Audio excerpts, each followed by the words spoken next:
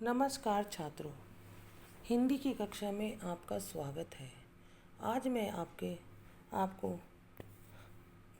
आपका sample paper हल करवाने जा रही हूँ। आप ध्यानपूर्वक देखिए और समझने का प्रयास कीजिए। तो आपका पहला प्रश्न है, निम्नलिखित अपठित गद्यांश को पढ़कर प्रश्नों के उत्तर लिखें। तो सबसे पहले आपको जब भी आप अपठित गद्यांश करोगे तो उस गद्यांश को करते समय आपको वह गद्यांश 2-3 बार पढ़ना होगा। तो अगर आप उसको बार बार पढ़ोगे तो आपको जो है सारे आंसर आसानी से मिल जाएंगे। तो अब आप पहला क्वेश्चन देखिए, जाति अथवा समाज का मुखिया बनकर व्यक्ति अपने अधिकारों का क्या करता है। तो अब शुरू से देख लीजिए, प्राय किसी जाति अथवा समाज का मुखिया बनकर व्यक्ति अपने अधिकारों का दुरुपयोग करने लगता है।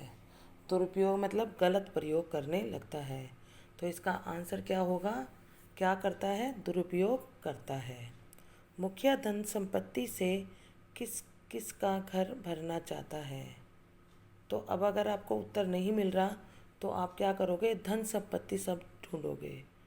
तो वह पहले धन संपत्ति से अपना और अपने सगे संबंधियों का घर भरना चाहता है।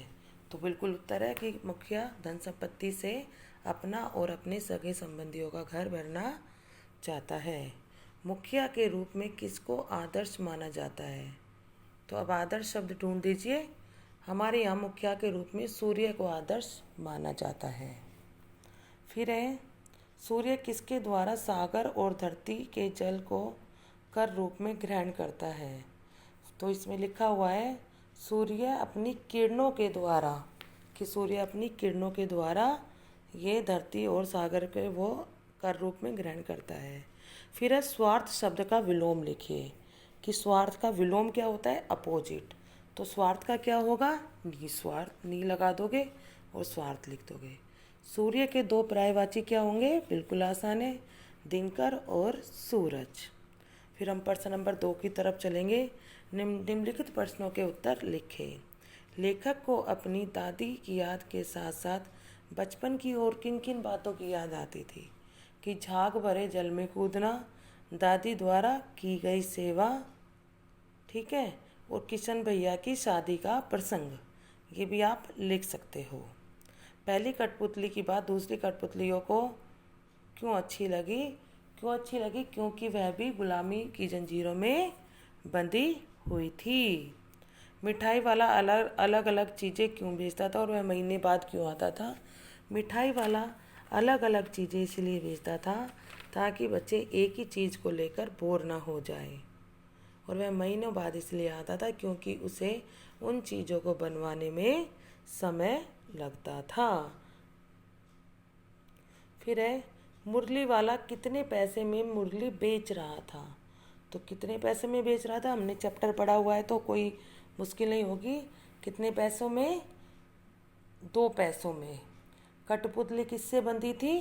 धागों से। दादी ने संदूक से निकालकर पिताजी को क्या दे दिया? क्या दिया बेटे? कंगन। अपना कंगन दे दिया। फिर हम महाभारत की तरफ चलेंगे, जो है पांडु के पुत्र क्या कहलाए? पांडव। गंगा के 8वें पुत्र का क्या नाम था? बताइए। देवव्रत। अपनी पूरक पाठ्य पुस्तक का नाम क्या है? बाल महाभारत। पांडवों में सबसे शक्तिशाली कौन था? भीम।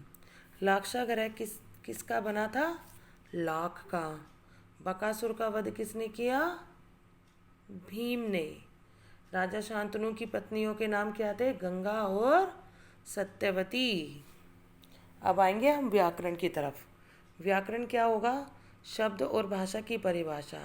तो वर्णों के सार्थक समूह को शब्द कहते हैं। फिर शब्द के अंदर आप कोई भी 2-3 शब्द लिख सकते हो, कमल, कलम, जिनका कोई मीनिंग होता है। फिर भाषा की परिभाषा तो आती होगी आपको। अपने मन के भावों व विचारों को दूसरे तक पहुंचाने के साधन को क्या कहते हैं? भाषा कहते हैं। अब भाषा में आप मौखिक और लिखित नहीं लिखोगे, वो भाषा के रूप होते हैं। आप इसमें लिखोगे हिंदी, अंग्रेजी, पंजाबी, गुजराती आदि। फिर है लघु व्याकरण। पर्यायवाची शब्द क्या है? अग्नि के आग और पावक। विलोम क्या होगा? अपना, पराया। अनेकार्थी क्या होते हैं? जब एक ही शब्द के दो मीनिंग होते हैं अलग अलग। तो अनेकार्थी है अंबर का क्या होगा? एक आकाश और दूसरा कपड़ा या वस्त्र। जिसका कोई शत्रु ना हो वह कौन होता है? अजात शत्रु। अंधे की लकड़ी कौन है? एकमात्र सहारा या अकेला सहारा। अंधों में काना राजा, मूर्खों में थोड़ा विद्वान। ठीक है बच्चों। अब है आपका संवाद। यात्री और ड्राइवर के मध्य संवाद लिखिए। और दूसरा है अथवा में कोरोना वायरस को लेकर दो मित्रों के बीच संवाद लिखिए। अब कोरोना वायरस इतना ज़्यादा चल रहा है तो आप संवाद लिख सकते हो। कोई भी दो मित्रों के नाम लिखो तो वो उसके बारे में बात करो कि जो कोरोना वायरस है वो कहाँ से आया है, कैसे होता है, उसके बचाव क्या है, वो आप इसमें लिख सकते हो। ठीक है। अब हम आगे बढ़ेंगे। स्वास्थ्य अधिकारी से गंदगी की शिकायत करते हुए पत्र लिखिए। ये है आपका अनौपचारिक पत्र। ठीक है, कि स्वास्थ्य अधिकारी से गंदगी की शिकायत करते हुए आपको पत्र लिखना है। फिर है परीक्षा से पूर्व अस्वस्थ होने पर मित्रों की सहायता का उल्लेख करते हुए पिताजी को पत्र। कि आपको पिताजी को पत्र लिखना है। यह आपका अनौपचारिक पत्र है कि आप बताओगे कि सबसे पहले अपना पता लिखोगे, कहाँ से लिख रहे हो, परीक्षा भवन या छात्रावास डालोगे। फिर कि मैं बीमार हो गया था लेकिन मेरे मित्रों ने मुझे बहुत मेरा सहयोग दिया, और इस प्रकार आप अपना पत्र लिखोगे। और आखिर में लिखोगे कि माताजी को मेरा प्रणाम कहना, व छोटी बहन को प्यार, आपका आज्ञाकारी बेटा, और अपना नाम। तो इस तरह से आपका ये हो जाएगा। फिर है निम्नलिखित अपठित गद्यांश को पढ़कर प्रश्नों के उत्तर दीजिए। तो पहले गद्यांश पढ़ लेते हैं, फिर प्रश्नों के उत्तर की तरफ आएंगे हम। किशन भैया की शादी ठीक हुई। दादी माँ के उत्साह और आनंद का क्या कहना। दिन भर गायब रहती, सारा घर जैसे उन्होंने सर पर उठा लिया हो। पड़ोसी ने आती, बहुत बुलाने पर दादी माँ आती। बहन बुरा न मानो, कार परोजन का घर ठहरा। एक काम अपने हाथों से ना करूँ तो होने वाला नहीं। तो अब पहला क्वेश्चन है, किसकी शादी ठीक हुई। अब ये शुरू में देखिए, किशन भैया की शादी ठीक हुई। किसकी शादी ठीक हुई? किशन भैया की। किसके उत्साह और आनंद का कहना नहीं था? किसके? दादी माँ के।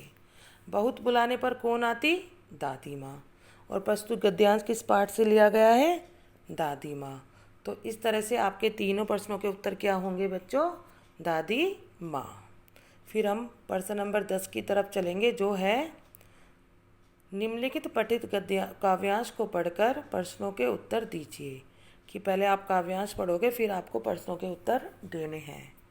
तो पहला है, स्वर्ण श्रृंखला के बंधन में अपनी गति उड़ान सब भूले, बस सपनों में देख रहे हैं तरु की फुंगी पर के झूले। ऐसे थे अरमान की उड़ते, नील गगन की सीमा पाने। लाल किरण सी चोंच खोल, चुगते तारक अनार के दाने। तो वो क्या कह रहे हैं कि हम लाल किरण की, हमारी जो लाल चोंच है उससे हम क्या करते हैं? हम अनार के दाने खाते। अब हम प्रश्नों की तरफ आएंगे। प्रस्तुत काव्यांश किस कविता से लिया गया है? तो प्रस्तुत काव्यांश किस कविता से लिया गया है? वह है हम पंछी उन्मुक्त गगन के। फिर है, इस कविता के कवि कौन है? इस कविता के कवि हैं अयोध्या सिंह उपाध्याय हरिओद। फिर है, पक्षियों के अरमान क्या हैं? कि पक्षियों के अरमान क्या हैं? कि वह ऐसे थे अरमान की उड़ते नील गगन की सीमा पाने। कि उनके अरमान है कि वह खुले आकाश में उड़ते। फिर है, पक्षी सपने में क्या देख रहे हैं? पक्षी सपने में क्या देख रहे हैं? पक्षी सपने में देख रहे हैं कि वह पेड़ों की डालियों पर झूल रहे हैं। तो इस तरह से जो आपका ये सैम्पल पेपर है मैंने पूरा करा दिया है। अब आपका कार्य यह है कि आप इस पूरे सैम्पल पेपर को सुंदर सुंदर लेख में अपनी उत्तर पुस्तिका के अंदर करोगे।